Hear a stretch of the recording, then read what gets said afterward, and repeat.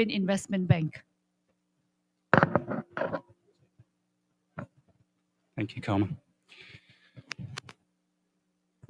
Thank you, Karma. Thank you for inviting me here today to make these opening remarks. Good afternoon, everybody. I won't say too much because the people that you want to listen to are going to be seated on these white chairs here. So just a few pointers on top of what Karma has said there.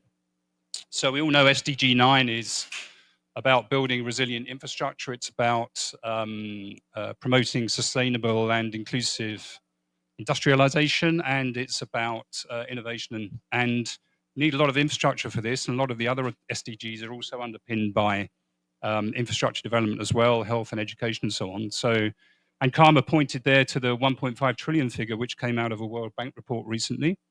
We're in this weird situation where we know that we need, a huge amount of infrastructure, but as she said, we also know that it's historically a big driver of biodiversity loss. So how do we square the circle? I think we need to just completely turn the narrative around, as you were saying, and go from one which is essentially about safeguarding and making sure that we try and avoid doing too much harm when we do put an infrastructure project in place, to one where we're picking up on the positive agenda right at the beginning of an infrastructure project and really mainstream that into decision making as we go through the whole process. How do we do that? Well, these people are going to actually give an opinion this afternoon. And the way I see it, given the projects that we do at the EIB and the different countries we work in, different products we use, it's really all about getting involved right upstream and having a discussion with the promoter before it actually comes to us, because obviously when it comes to us, it's kind of almost pre-cooked, and there's very little you can actually do to influence the design of it and make sure that biodiversity conservation is actually nailed into the project. So I think that's what needs to be done. So talking to the promoter early, and there's different ways of doing that, of course. It's not clear. It'll be different for all the MDBs. We all kind of come in at different stages. So I think that needs to be the kind of heart of it. And I'm really looking forward to listening to the discussion today, where we're going to be looking at how it's done currently, the risks and opportunities, I think, from the 30 by 30 target, and some of the financing instruments as well that can be brought to bear to make it happen. So, Karma, back to you for the panel.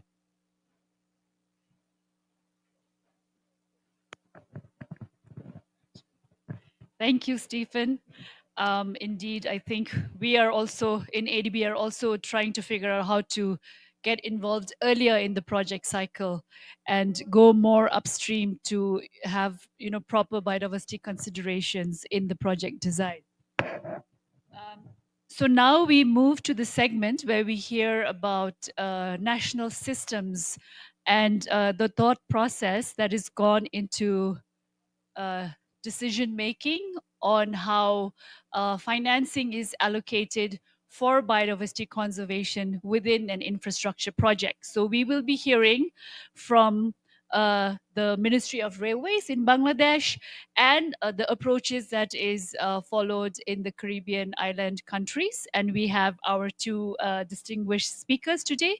First, we have Mr. Mohammad Shubaktugin, who is the project director of the Chittagong Cox's Bazar Railway Project, which is financed by ADB.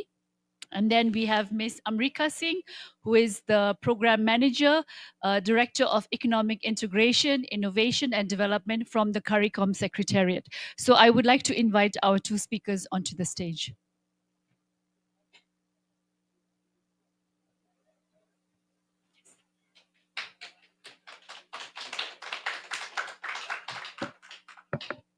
So first we will begin with a presentation from Mr. Shubaktugin, and then we will hear some views from Ms. Amrika Singh about the approach being followed in the Caribbean island countries. So Mr. Shubaktugin, can I invite you?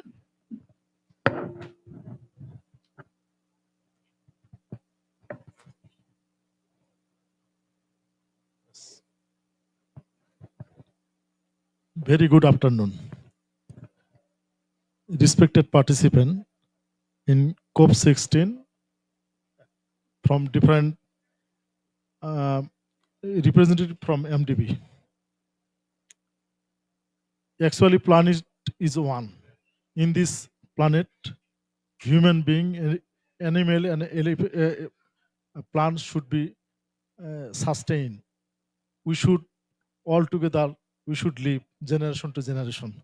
That is why we need to protect our biodiversity, and uh, for this we need the budget. I am Mohammad Shoboktegin from Bangladesh. I am the project director of Dohazari Cox's Bazar Railway Project.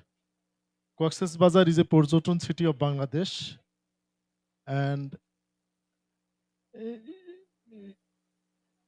it links to the Chattogram to Cox's Bazar. It is the tourist city of Bangladesh. So we have constructed 103-kilometer dual gauge railway track. In this corridor, around 25-kilometer railway track within the forest. Out of that, 16-kilometer is the deep forest, where elephant crosses from one side to the another side. And this region is very important region because 80% of elephant in Bangladesh lives in this area. That is why we need to protect this area. And considering the IUCN report and EIA report, and then by trial camera, we experienced 2 years record, and then we come to a decision to construct the elephant overpass, underpass, and habitat enhancement plan also.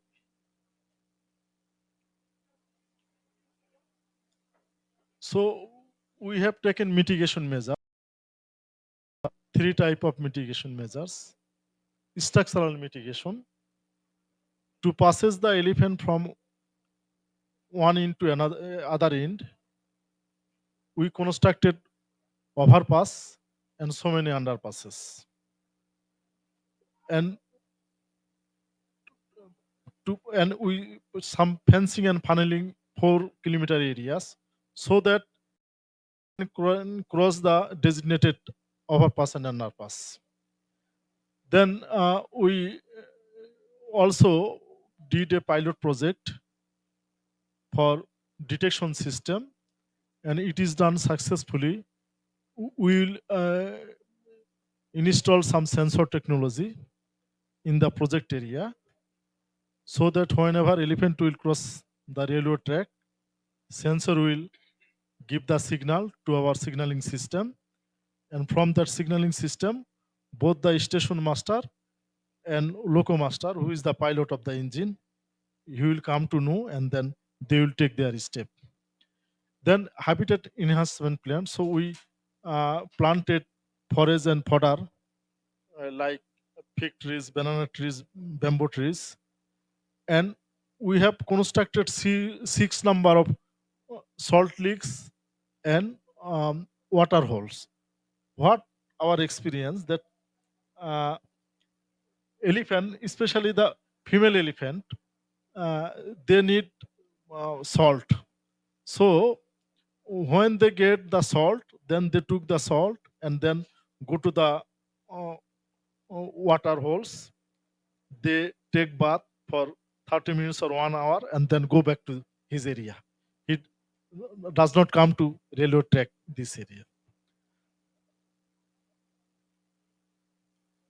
And in this habitat,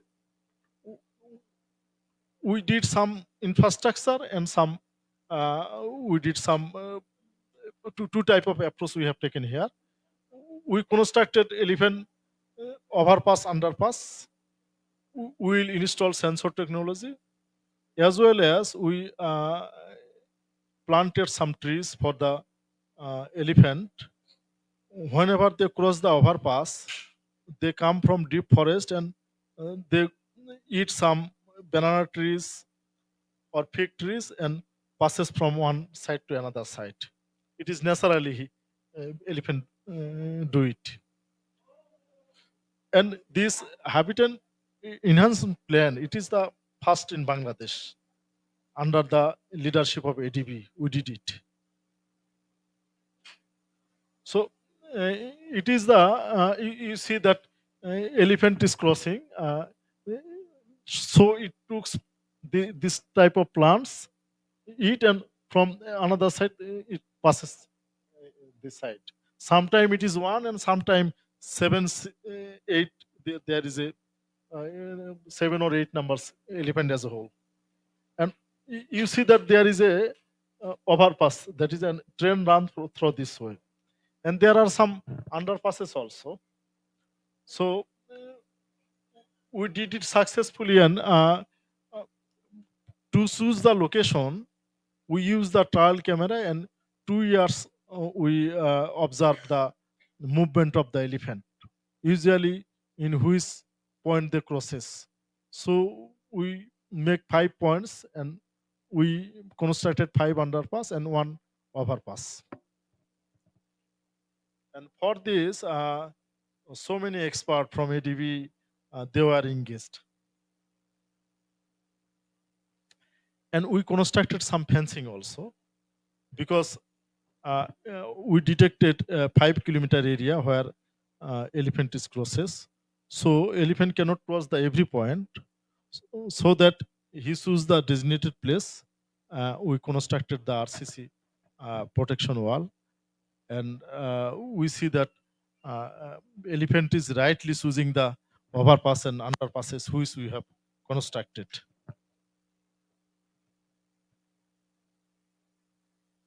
So mitigation measures for our habitat enhancement plan, what I told that we did a memorandum of understanding with our Department of Forest and Bangladesh Railway, and uh, with their condition, terms and condition, we create salt leak, water holes, and some forage and fodder. And this is the first time in Bangladesh.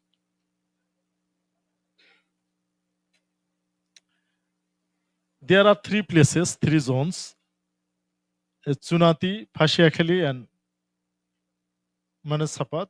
So we constructed total 6 numbers of water holes, 6 number of salt leak, as well as 290 hectare areas we planted trees. And here are the picture of the salt leak and the water holes. What we do, we every day we put salt, 1 bag of salt, around 50 kg, minimum 5 days in a week, and it is done properly or not. So we have camera is there, and we monitor this one, that people is doing this every day or not. So what elephant do? Elephant come here, he took salt, then he goes to the water body, he stay there, he take bath around 30 minutes to 1 hour, then go back to his house. This is the sensor technology. So before installation of or selection of the sensor technology, we conduct a survey in other part of our Bangladesh Railway, that is where also deep forest, and uh, many of the expert was there, and after successfully completion of the pilot project, we come to a decision to install the sensor technology. What sensor will do, that when elephant will try to come to the site of the railway track, then sensor will take the signal of elephant, and it will transmit to our station as well as the locomaster.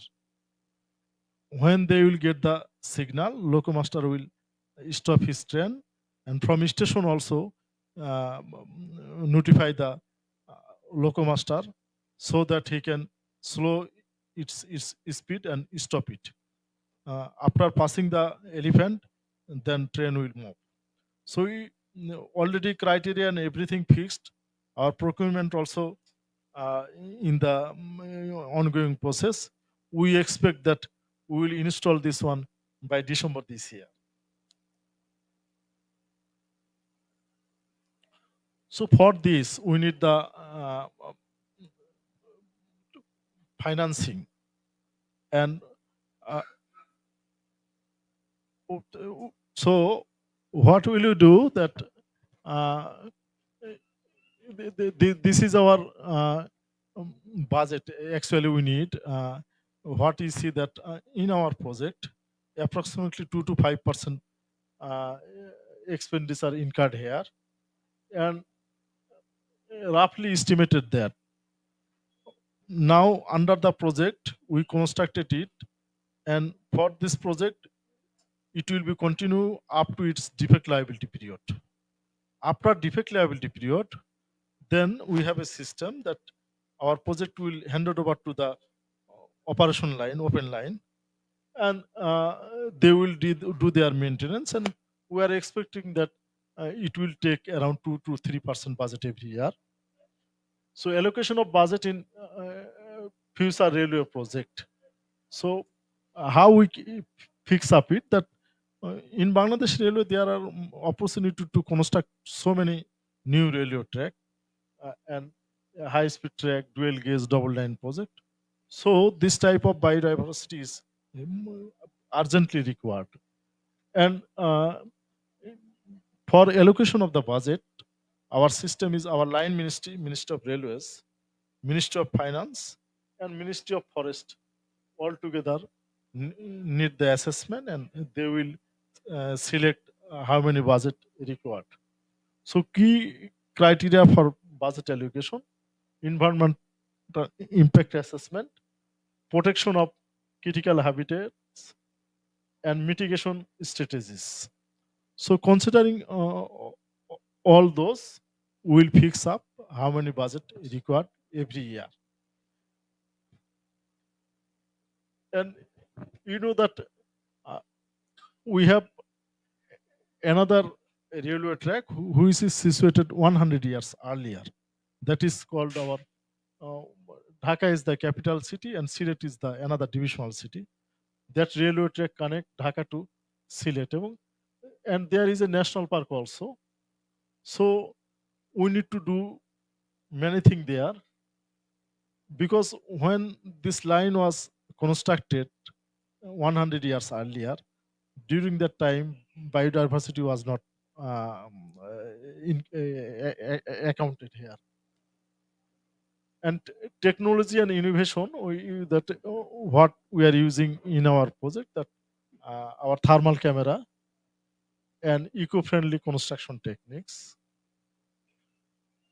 So international grants and loan also required for this project, and sometime corporate social responsibility CSR program, and public awareness and engagement also required. Above all, what I want to say that in Bangladesh so many projects are done, but uh, this is considered mainly on the MDB funded project, like ADB. ADB funded these three projects. Uh, Earlier, Tungi Bhairav Bazar double line project. Presently, Duhazari Cox's Bazar project, which I am talking, which one, and issued the Darshana signaling project also. But as the Duhazari Cox's Bazar railway project is running through the deep forest, that is why uh, we need to take so many initiative for the prevention of biodiversity. And I will request MDB to come to invest in Bangladesh to protect the biodiversity, because we need so many funds for the future project also. This Cox's Bazar track will be next time double line, and Dhaka Silet track also will be the double line. So thank you all. Thank you everybody. And last of all, I want to invite all of you how our overpass and underpass is running. So welcome all of you to visit in Bangladesh. Whenever you will come to Bangladesh, I will take you to the project and I will try to show the activities. Yeah. Thank you. Thank you.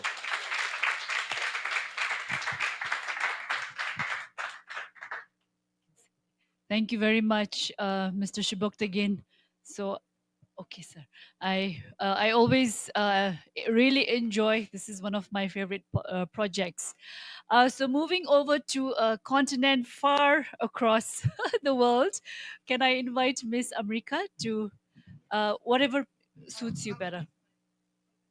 Yeah, you can sit or whichever. Sure.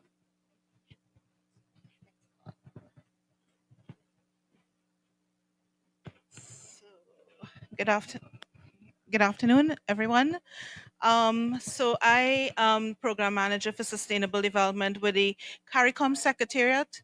And CARICOM, for those of you who are not familiar with this side of the world, we're a group of small island and low-lying coastal developing states that stretch from Belize in the west all across the Caribbean Sea down to Trinidad at the bottom of the Caribbean Sea, and then we include Guyana and Suriname. So the Caribbean people, there is no argument if Guyana and Suriname belongs to the Caribbean. Yes, they do. We include, as I said, um, continental countries. So we have the second biggest barrier reef in the world, off of Belize. We have the two largest forested, we call them high forested, low deforestation countries in the world, in Suriname and Guyana. They fight for first and second. And then we have a large island archipelago, the Bahamas, and of course several islands.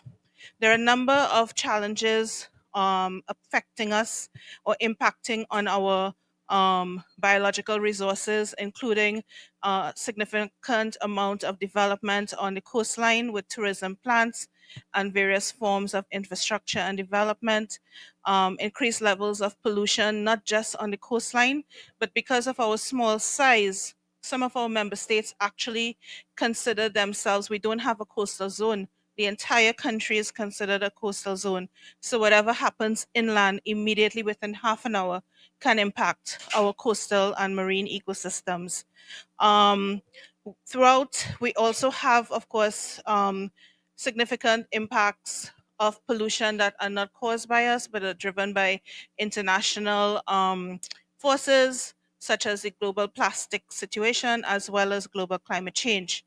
So, with respect, because we are where we are in our phase of development, a lot of our infrastructure is driven by development. So we have large number of infrastructure projects that, of course, highways and roads and bridges, airports, ports, coastal developments that include tourism plants as well as small manufacturing.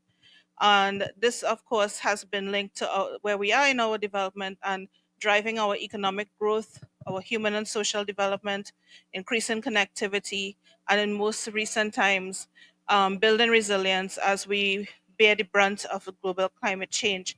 And of course, our biodiversity, since we are home to rich and diverse and vulnerable ecosystems, often bear the brunt of it because they exist side by side with these developments, including our mangroves, our wetlands, and our coral reefs. Biodiversity, of course, is very important to our region. Um, it is critical in our food security, in medicines and local medicines, in driving our livelihoods, which are often linked to um, the coast and marine activities. Um, for example, the fisheries, tourism, agricultural sector, and biodiversity also helps with our coastal resilience and building our resilience to climate change.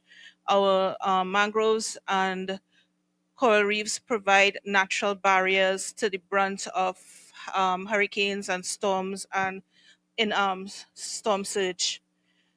So, with respect, and just in closing that thought, The Caribbean is known in the international biodiversity milieu as a hotspot, a biodiversity hotspot. We are the home to several vulnerable ecosystems, as already mentioned, as well as high level of endemic species. So, what if we focus now on infrastructure and the impacts of biodiversity? The first thing I would like to leave with the audience is I know we're at the biodiversity cup and we're focusing on biodiversity, but what happens in an island ecosystem or in a SIDS ecosystem is impacts are not just felt in one area. It's hi Aurelie. It's it transcends it so if you're feeling an impact, it's not just in biodiversity, it's in our land resources, it's in our water resources. So if I can focus on a couple of examples that demonstrate the nexus between infrastructural development and biodiversity and this strange interlinkage that plays out for us. And I hope I'm not stealing Hopton's thunder here. I'll focus on two projects that were actually funded by the CDB in Barbados. The first was the no, I lie, Hopton. The first was the IADB funded the South Coast. The first was the IADB funded South Coast sewage project, which was the sewering of the full South Coast of Barbados, a significant undertaking, which was done primarily to protect the coral reefs, which we are seeing degradation in off the south coast of Barbados due to the significant amount of tourism, as well as the shipping and everything that goes on in the coast.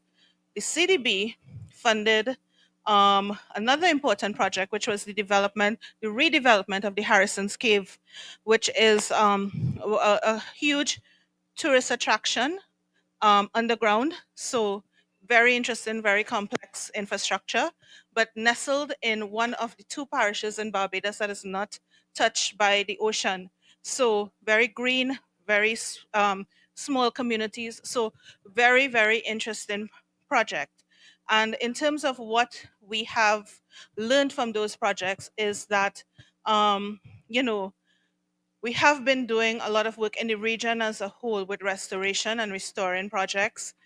We've been doing some coral replanting in Grenada. We've been doing significant mangrove restoration in Suriname and Guyana. However, one of the key lessons is these ecosystems take a long time to regenerate, and we can destroy in a couple of years what nature has developed over thousands of years. So, nothing beats proper planning and enforcement and stakeholder engagement. And to the region's credit, we're doing some of that, but we do need to do better. So, with approach to budgeting for biodiversity and infrastructure projects. So, as I currently stand, let me make a quick comment about public expenditure. As it currently stands, it's very hard even for those of us who are doing planning to understand how much our countries actually invest in biodiversity, because we ministries of finance don't classify expenditure like that. It's either capital works or personnel, or so it's very hard for us to pick out what is actually biodiversity expenditure. um, so to get an understanding of how much public expenditure is actually invested by a state, you have to go to the Ministry of Environment, and then you come up with the other problem in that the Ministry of Environment usually is not the only one involved in biodiversity or nature protection. It spans across several ministries. So we are seeing some work amongst our member states who are looking at climate tagging of their national budget. And that is very exciting work, and we're all keeping an eye on it in the region. And of course, this is a lesson for any discussion we're having on biodiversity as well. And we have been doing some smaller scale projects with funding from the GEF, international donors I just called early, the European Union, UNDP, UNEP, but the MDBs are playing a bigger role because nature projects are complex and thus and especially in an island setting, and and by extension complex, therefore very expensive. So the amount of financing that you need is causing a lot of our member states to go to the development banks. So in terms of steps that can be taken by the MDBs, some suggestions is to, and I already listed the good example we had of the Harrison's Cave redevelopment in Barbados. But to integrate biodiversity conservation into project design phase, um, there is a strong focus on environmental impact assessments in the region, but I mean, of course, there is always ways to improve regulatory frameworks and enforcement procedures in the region. Allocating percentages of infrastructure budget to environmental safeguards and biodiversity monitoring or tagging. Um, Blended finance, which will allow for us to do the important things such as stakeholder engagement, which is critical, and capacity building. We spoke about the GBF, the Global Biodiversity Framework, and for CARICOM, capacity building. I know we say it all the time. We're doing a huge project with the ACPMEAs on capacity building, but our member states are now at the level where we're saying, look, we don't lack the capability, we lack the sheer number of bodies.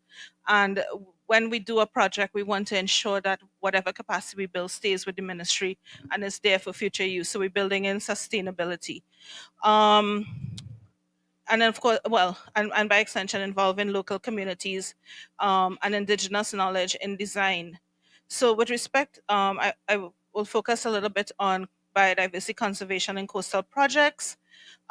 Nature-based solutions is very important, is a priority for us right now, as we are where we are with our climate, with climate change.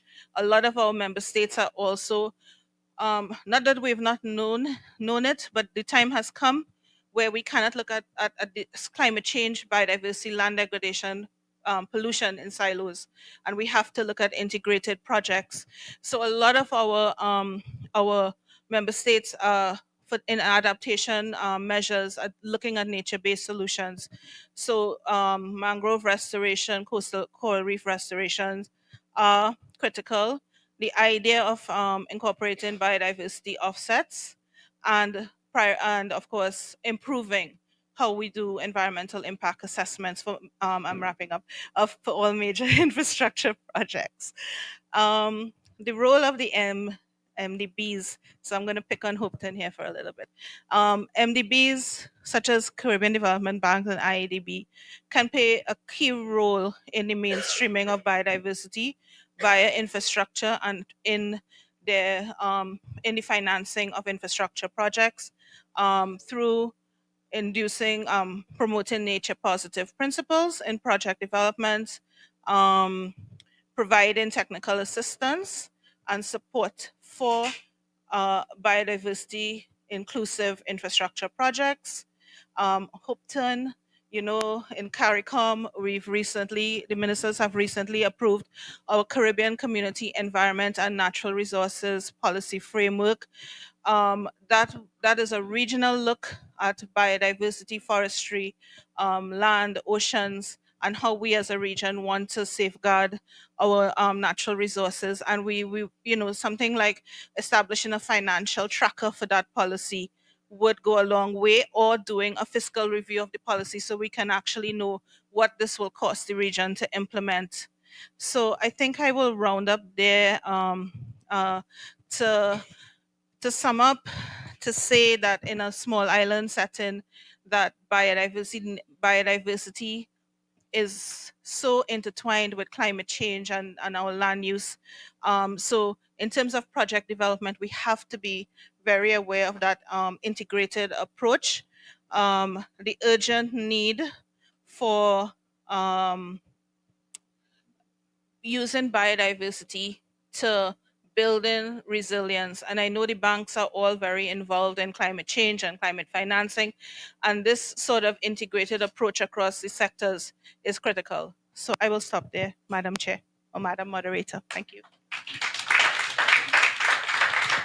Thank you very much, Amrika. So It's very interesting, though the two the two regions, Bangladesh in South Asia and the Caribbean islands, it's so far apart, but very similar issues. So not to delay any further, since we are running a little bit behind time, can I please invite our esteemed panelists onto the stage? First, we have Ms. Kate Newman. She is the Vice President of the Sustainable Infrastructure Division in WWF US. Uh, and then if I can invite Eva Mayer-Hofer, she's the head of Environment Policy Unit and lead biodiversity specialist in EIB. And if I can invite Mr. Noriaki Sakaguchi, he's the senior advisor from Department of Global Environment from JICA. And finally, Hopton, Hopton, who is environment specialist from the Caribbean Development Bank.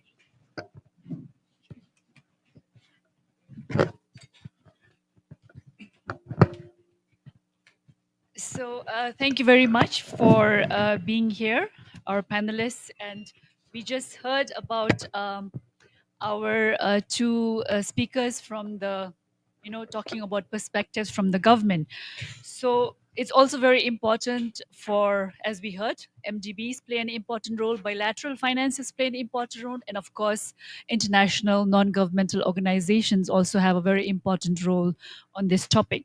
So if I can begin with you, Kate, we know that WWF US is currently leading this new program under the GEF 8 cycle called the, if I get the acronym correct, GRID, which is Greening in a Linear Infrastructure Development Integrated Program, the GRID IP.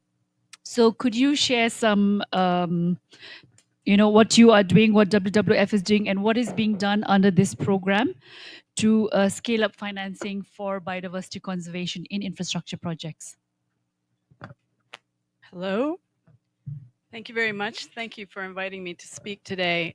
Kate Newman, the Vice President for Sustainable Infrastructure at WWF US, and also coordinating two things, a global community of practice within WWF on infrastructure, but also the Infrastructure and Nature Coalition, which includes many of the banks here and other NGOs. And we're holding several events this week to keep the drumbeat rolling on, let's think about infrastructure. I'd say in previous COPs, maybe 4 COPs ago, you would not be hearing much about infrastructure. It's a relatively new understanding that this particular driver has not been adequately addressed when you're thinking about your biodiversity of the future. Agriculture, yes, urbanization, maybe. But infrastructure seems to be relatively new, and a lot of that's been driven by the SDGs. Companies are recognizing they have to think about this. Asset owners are starting to feel pressure from the pension funds who want clean portfolios of nice assets that aren't going to get them in trouble. So there's interesting pressure happening, but the response on biodiversity is complex. And their response, investors' response is, whoop, it's really complicated, even more complicated than climate change. That's just one molecule, we can figure that out. But every single spot on Earth has different biodiversity. So how are we going to address that? And it's really become a barrier. So this round of the GEF and GEF 8, they very astutely included infrastructure in the portfolio of GEF 8, focusing in on the transport sector. So there's no T in GRID, but it stands for Greening Transportation Infrastructure Development. Greening transportation infrastructure development, because if you think of any kind of transportation infrastructure, it's what we call linear. It goes through the environment. And that means it's every step of the way, a road going from the north side of the country to the south side of the country passes through so many different ecosystems.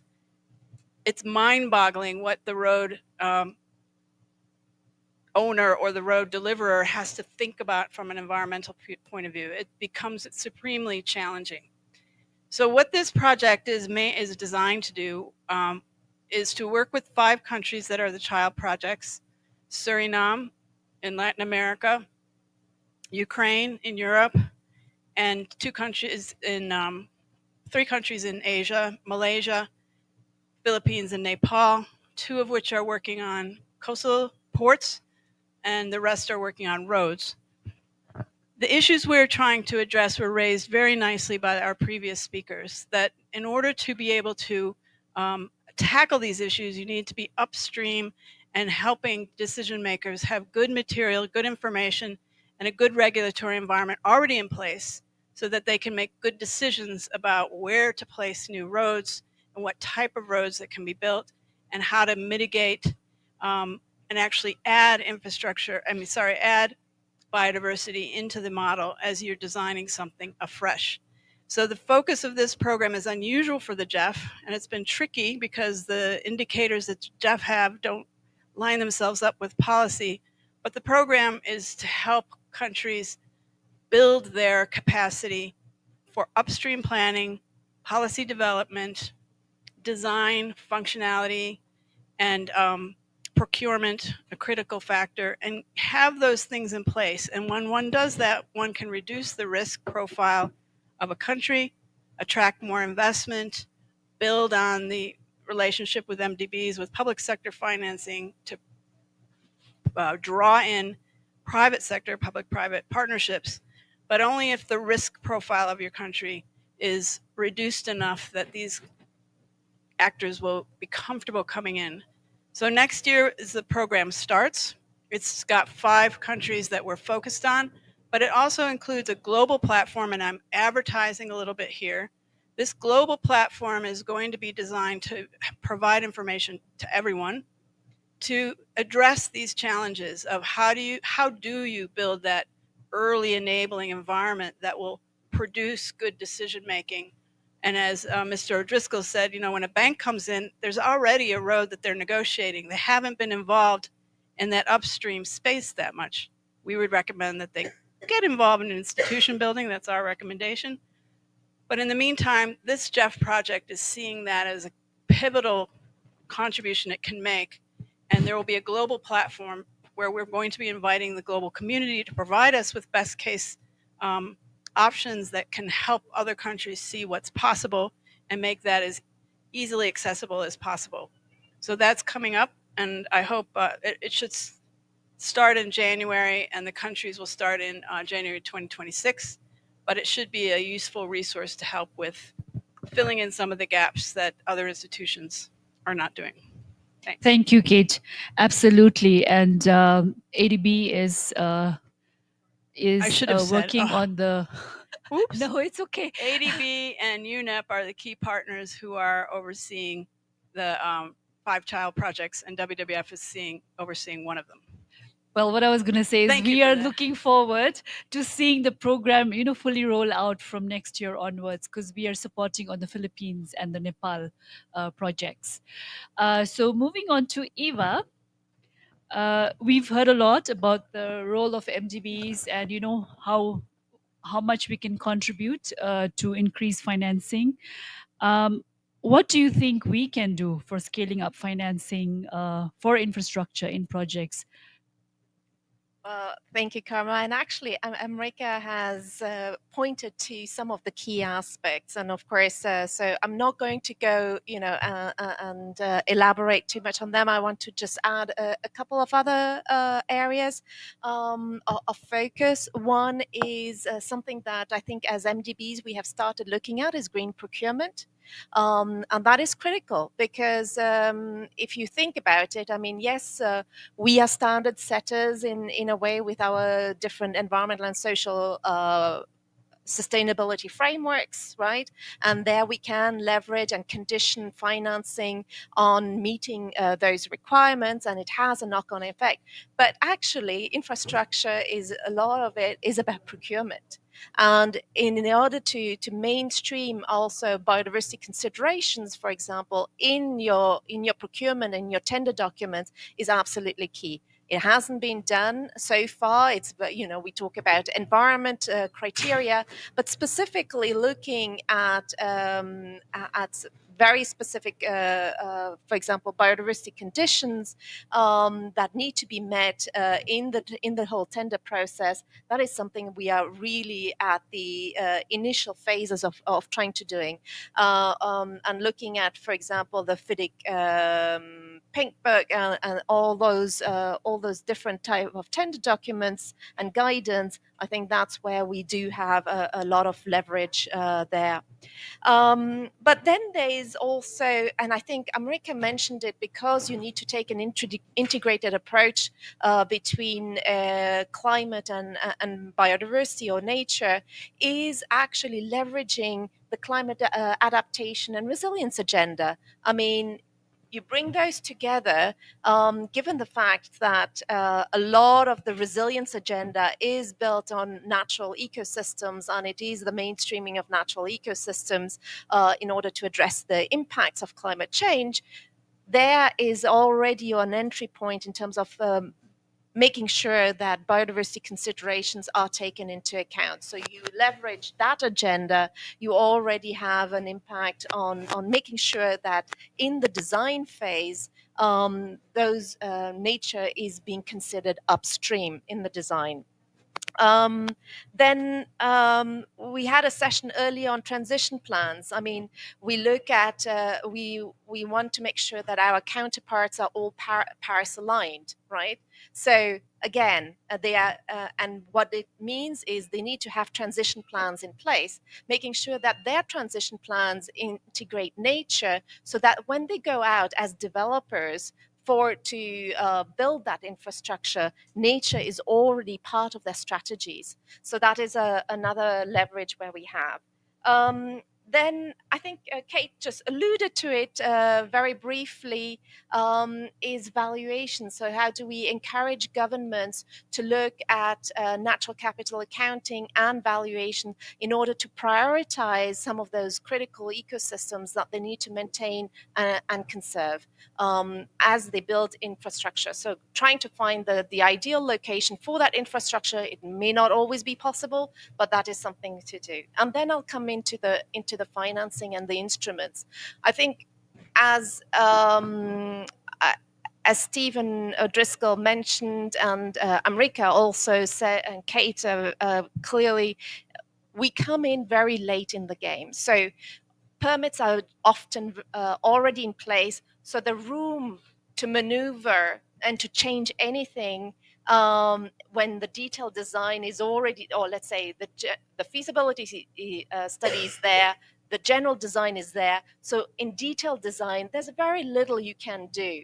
And even the environmental impact assessment comes much too late. And so then all the actions that we do take is just a token, it's an add-on. So how do we leverage actually on policies as a project-based financing institution? We have been looking at different types of instruments, such as debt conversions. And together with IDB, looking at increasing the resilience of infrastructure, but making sure that then the policy, at policy level, the government has integrated nature into those policies, nature into the NDCs, into the NBSAFs, but also into their development and economic policies. So one example, I mean, Amrika mentioned the South Coast wastewater treatment plant in Barbados. Right now, we are looking with IDB, there's a debt conversion at upgrading that facility. But what we've been looking also is leveraging the government in terms of their resilience and nature commitments at a policy level. And so then you provide that fiscal space to have those activities and to be able to finance activities, but they are framed within a policy and a strategy that cuts across all the infrastructure sectors. And that way you also have then consistency in terms of their implementation of their plans. Thank you very much, Eva. A lot of very good pointers there, and yeah, this point on coming into the project cycle early on, I think, is really very important. And on the procurement, I hope with this initial playbook that was prepared by FIDIC and WWF that we can build on that and gradually move towards making things a little bit more mandatory in the procurement system. So moving on to Mr. Noriaki from JICA. And of course, we all know JICA is a big financier of infrastructure projects all over the world. And JICA is also very well known for helping with preparing infrastructure master plans. So, Mr. Noriaki, if you could please share your thoughts on the kind of considerations, if they are being made for biodiversity conservation in infrastructure projects and master plans that JICA supports. Okay, thank you. So, in order to ensure biodiversity conservation in infrastructure development, so environment assessment and mitigation measures also according to its hierarchy necessary, essential for the priority action, prior action. As well as the other organizations, JICA has also been taking appropriate measures in accordance with our guideline for environment receiving, so advised by the expert on biodiversity. But also, as Eva told us, so the timing is so still challenges, so yeah, problem issues. And so we have also experienced to develop the master plan, including the consideration of biodiversity conservation. As one of the examples, urban infrastructure development around Halong Bay in Vietnam, that is a so famous place as a World Heritage. And so since the Halong Bay is so surrounded by factories and urban areas, dense populated urban areas.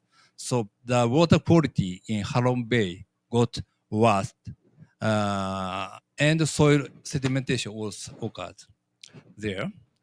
So which affected negative impact on biodiversity of the World Heritage Site. So considering such a situation, we developed the master plan for urban development, including a sewage system in order to improve water quality and reduce impacts on the natural environment, biodiversity of Halong Bay. In the project for the promotion of green growth of Halong Bay area in 2016 to 2019. Then the project is implemented from the 2021, so which include not only the development of sewage system as a hard infrastructure, and also the promotion of ecotourism as a sustainable and green economy development. So we believe these actions contribute to the Kunming Montreal GBF, especially the target 7, reduce the negative impact of pollution or to biodiversity. Yeah, thank you. Thank you very much. Very interesting to hear about the project in Vietnam. So moving over to Hopeton, and this is again what we heard from Ms. Amrika about the close linkages that we cannot really separate climate change from biodiversity, but often you need to balance out the two also in some ways, and particularly in the context of the Caribbean islands where you have a lot of coastal infrastructure, and there is, with the move towards the rush towards renewable energy, there's a lot of, for example, offshore wind farms, and which could have negative impacts on biodiversity, but at the same time it's something which is needed for climate change. So these are two different priorities that we need to balance out. So can you share your thoughts? How could we balance out between the two and try to make sure that we are achieving both and not harming one versus the other? Thanks very much, Chair. And I'd like to say thanks to Enrico for answering half of my one half of my response. But I just want 1 minute or so to say a little bit about the CDB, the Caribbean Development Bank, which is where I'm from. Because this is the very first time that the bank, after 50 years, is having representation at the Biodiversity Cup. And to me, that's a very major point, a major turning point, and we can only move forward from here. But the bank is relatively small compared with the other NDBs.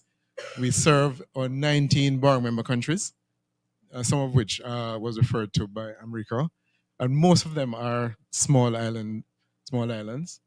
And the common feature of these islands is that they're all vulnerable to climate change impacts, and also they're highly dependent on biodiversity resources for their economic survival, livelihoods, and other farming, fisheries, and so on. And so the bank works with these, but equally important, I should say, are the larger territories to which made mention by America, Guyana, Belize, Suriname, which are very high biodiversity centers. Now, just to add that the bank is in the process of building its capacity, for playing a more positive role in the biodiversity space. In the coming year, we intend to build to craft a biodiversity strategy and action plan, which we intend to use as a catalyst for not only building our own capacity internally, but also to help the countries to achieve their biodiversity objectives. Now, so my 3 minutes starts now with the response. This is my first time, yes. But I think most of what I would say, have been mentioned already in some way, shape, or form. So the first thing I would say, one, the need for, emphasizing the dual priorities of infrastructure development and biodiversity conservation. The two we can't go without the other. All right, we can't. So we have to do that. And within our context in the bank, this comes out a lot in how we apply our environmental and social safeguards. We still have to do that, and we try to do it as diligently as possible. And even now, we are upgrading our environmental and social framework, and greater emphasis is being placed on biodiversity conservation against the background that it's still a high dependency. Our countries are highly dependent on it for food and also for climate resilience. So we have to pay that extra attention to that. And we have seen even recently where we just to use one example from a geothermal project in Grenada, where we had to spend even extra time looking at the potential impacts of the geothermal operations on the environment there. There are lots of cases where species are consumed by the population. They depend on it for food. So we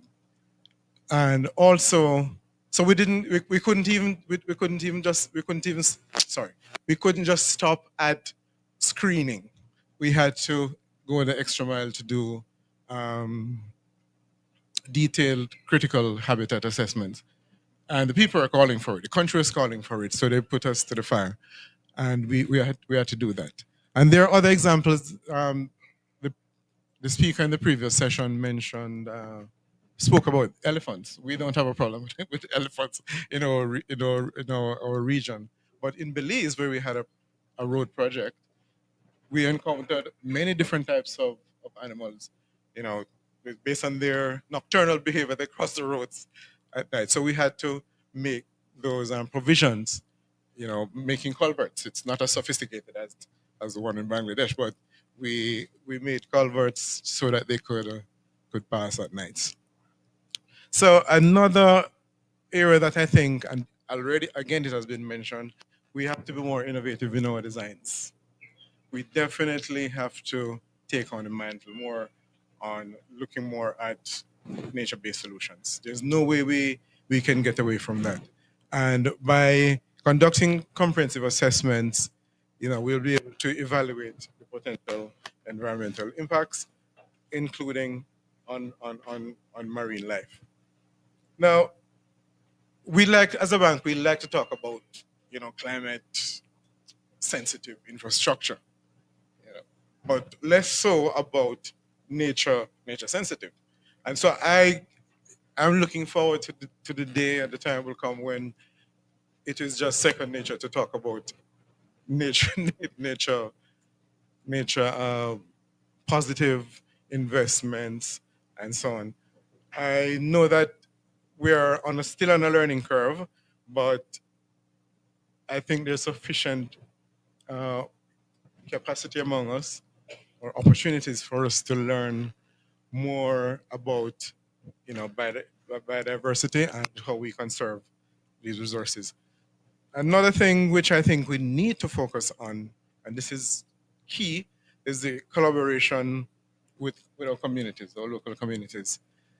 Just to reemphasize or to highlight the need to conserve biodiversity so that their own sustainability can be assured. And I think we also need to, and I think America referred to this, we also need to forge more strategic relationships with and partnerships with institutions like CARICOM. We are in the same space, and sometimes we are, not paying attention to each other or going in a different direction. We also, like OECS, the Organization of Eastern Caribbean States, and so on. So even the Caribbean Biodiversity Fund, my good friends from now on, we need to reach out and build more and better, more effective partnerships. So this is maybe where I would end this round of my interventions. Thank you very much, Hopton. So I know we had prepared for 2 rounds, but I'm afraid we are going to go over time. So if I could just sort of building on what Hopton said, it's very encouraging to hear that you have the biodiversity action plan, if I understood correctly, that CDB strategy and action plan that CDB is working on. So similarly in ADB, we are currently almost there with our environment action plan, which covers which has 3 pillars: biodiversity, pollution, and climate change. And that's where we are really trying to tie in the 3 issues, as pointed out by Ms. Amrika earlier. So this, I think it's now on its way for our president approval, and we were actually trying to launch it here, but we didn't make it. So the plan is to launch it in the climate COP. So I think this is also another within the financing organizations to have like a clear strategy and action plan is, I think, also a very important, I guess, to create an enabling environment to have more financing for biodiversity. You want to say one more Just thing? one more thing. Because it's your first time. No, because we have found that our countries, lack the capacity to design bankable projects, innovative projects. So what we have tried to do is to establish a project preparation facility so that we can better leverage, some of the global funds, the GCF and adaptation fund. We just got accredited for 250 million per project from the GCF. So these are some, but our countries really need assistance, and so we'll be able to assist them in designing more exciting, more complicated projects, as in their eyes, because they don't have the capacity to do that. Thanks. Yeah, thank you. And also, just to go back to our from our 2 earlier speakers, what I understood was that the safeguard requirements and the environmental impact assessment requirements, I think, seems to be like a key entry point for figuring out how much budget to allocate. However, having said that, we need to get into the project cycle, as we said, further up. So I think we need to make the 2 happen together. So that's what I gathered from hearing from our two speakers and our panelists. So we have a couple of minutes for Q&A before we have our closing remarks. Yes, we already have a question here. There's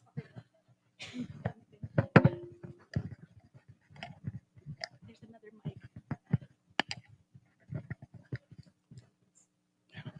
mic. Thank you. I'm Joshua from Botswana. The presentation by Bangladesh, it's an important demonstration of how biodiversity can be preserved. But what I want to know is what economic benefits have spun from that project. Obviously, infrastructure is not developed for its own sake. There has to be some economic benefits to it. And then the second, I'm interested in what Eva talked about, that there is need to integrate nature in policy for any project. So in Botswana, what we do is that we have what we call national development plans, which go for 5 years. So at this point we are developing one national development 12. But I just want to know what would be your advice as to whether we should, at this point, as we develop the plan, integrate nature, or we should do so at the time when we implement projects. Thank you. Thank you very much for the question. So, sir, can I pass the... Mr. Shiboktokin could address the question on the economic benefit of the railway line. Yeah, economic benefit of this railway line in manifold. First of all, that this railway line connected our tourist district Cox's Bazar. So communication to Cox's Bazar previously only by air and also by road, but road is not up to mark, so it takes a very long time, and so many accidents happen. But from 1st January, 1st December last year, train communication started. Passenger train is now running, and there here passenger is 100% occupancy. And also this line has been constructed that it will connect one deep seaport also, Matarbari deep seaport, and from Matarbari to Dhaka and elsewhere in Bangladesh, so many goods will come.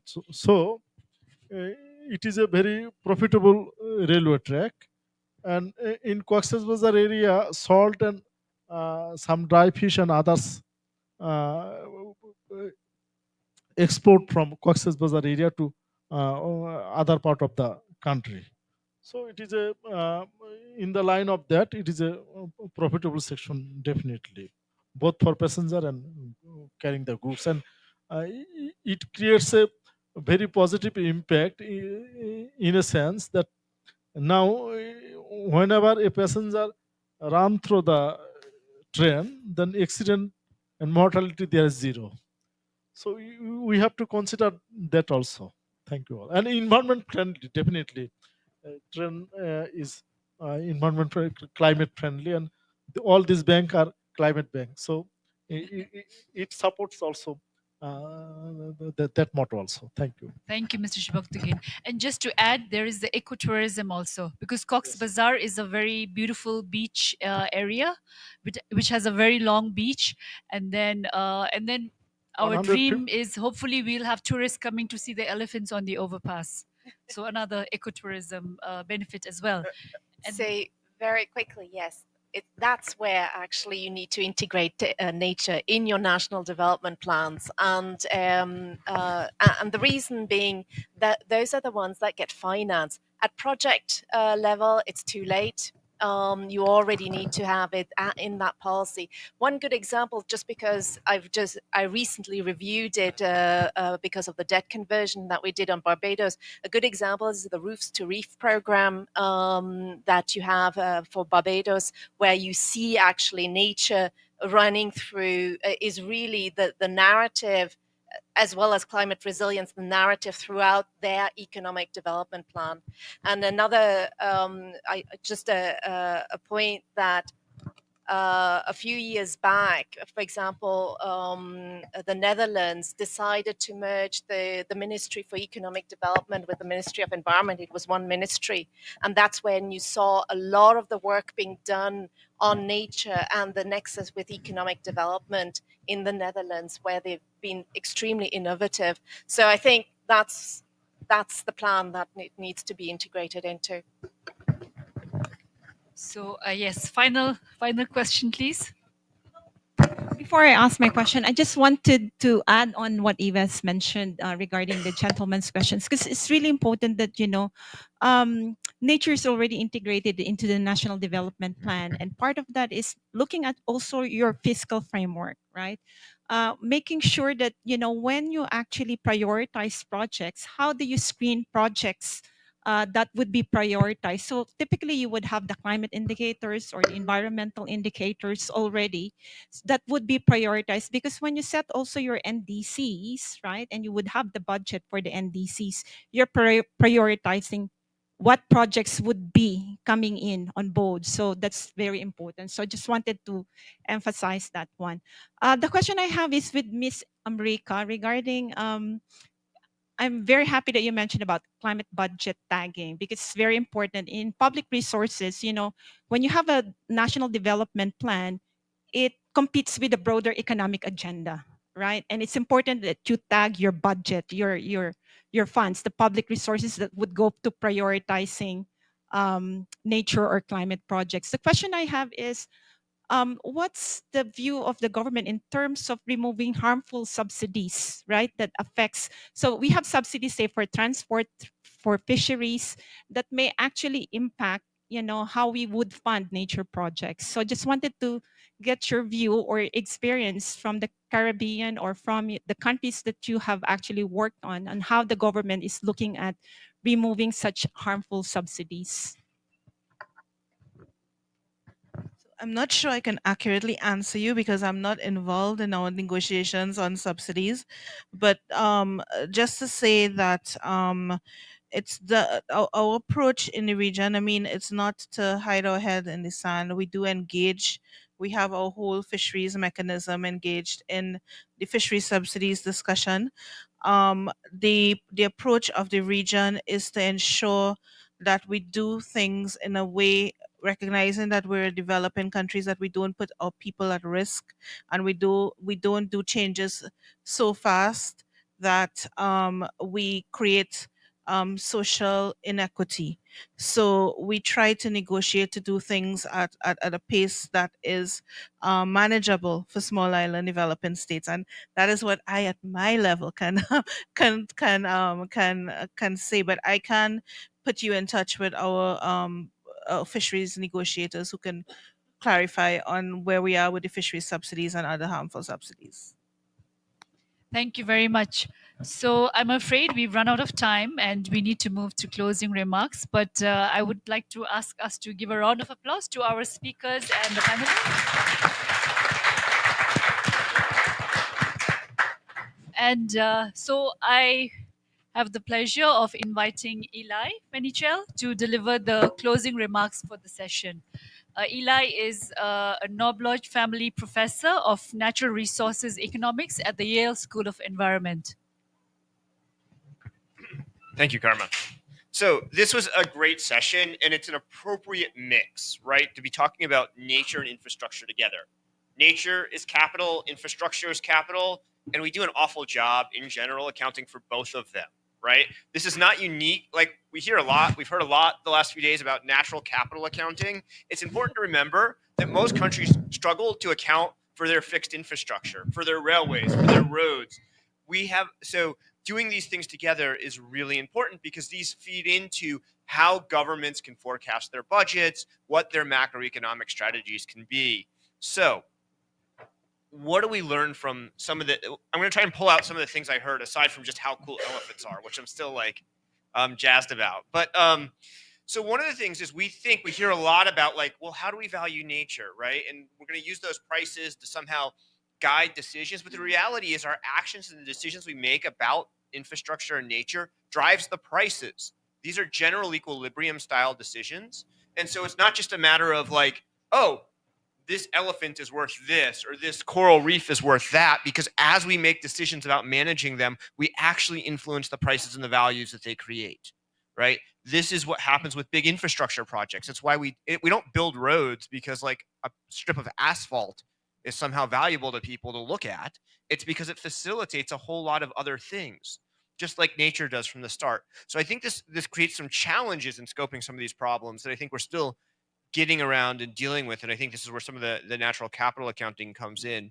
The other thing this does that I think is challenging for people is it flips the conversation about weak sustainability and strong sustainability and the SDG conversation in general kind of on its head. Because what we see here is we make these infrastructure investments, whether they're natural infrastructure or whether they're physical infrastructure, and we're changing the prices, we're also changing the opportunities for substitution and the complementary dependencies. So we did some work in the Panama Canal watershed a few years ago, and we looked at the expansion of the Panama Canal, and we provide some pretty strong empirical evidence that that expansion actually increased the value of watershed management in the forests in the canal because of the dependencies it created. It changed the ability to substitute and complement among things. And so it makes the weak sustainability and strong sustainability argument really strawman argument. And all of this is really about navigating those different opportunities for substitution and complementarity management. So it sounds like that's a lot of what these folks are navigating on the ground. And so it's helpful for us to move beyond and support them with measurement and working together. I think I don't envy the development banks and trying to navigate all of this in practice, but I think these are like good things to pull out. A few other things like the mangrove examples are really great because it's not just protecting from storms, or there's good evidence that mangroves protect from small storms. A postdoc working with me right now, Emma Girdaseth, has some great data showing that mangroves also speed recovery after large storms, and she has some strong evidence showing re-electrifications following strong storms is closely associated with that mangrove infrastructure. So why is this challenging? Because conserving a mangrove might not generate flow funds for jobs or other things the same way building a seawall would in the short run, but in the long run, again, getting back to those growth projections, it's going to outperform. And so I think trying to get all that right is still challenging. It's still something we're working with. And this is what makes some of these things hard.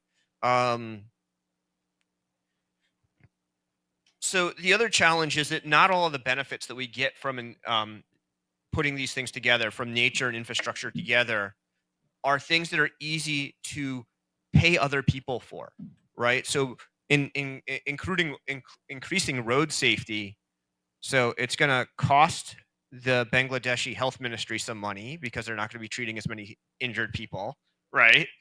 Oh, wait a minute, that's weird because, healthcare is a big part of most countries' GDP, right? But as we invest in keeping people healthy through nature, we need to get that measurement right because those defensive expenditures are not actual productive expenditures for the country, right? This is a good thing. Our measurement systems are a little off, and that's part of the reason we have trouble getting nature in. But it also means that like people having more time might not be an easy thing that they can then pay somebody else back for speed. Maybe they'll pay more for the train ticket, but maybe not. And the challenge then is how do we separate the fiscal benefits from the sort of social welfare benefits that are very real for deciding whether or not to do projects, but they might not be the most important set of benefits for thinking about how we finance them and blend those finance. And I don't mean blended finance in like the financy way. I mean building nature and infrastructure together, blending that idea together.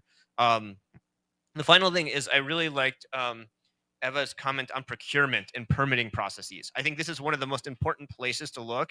And the first thing I'm going to say is do not look at the United States for an example. In my country, it's like there's lots of literature of how awful our permitting processes are. But I think this is one of the big places where I think this is like a big international area where different countries can learn. And one of the things I always find fascinating, being from the US, is when I come to like meetings like this and I hear about what's going on in developing countries, I'm like, oh, we need to go learn from you all.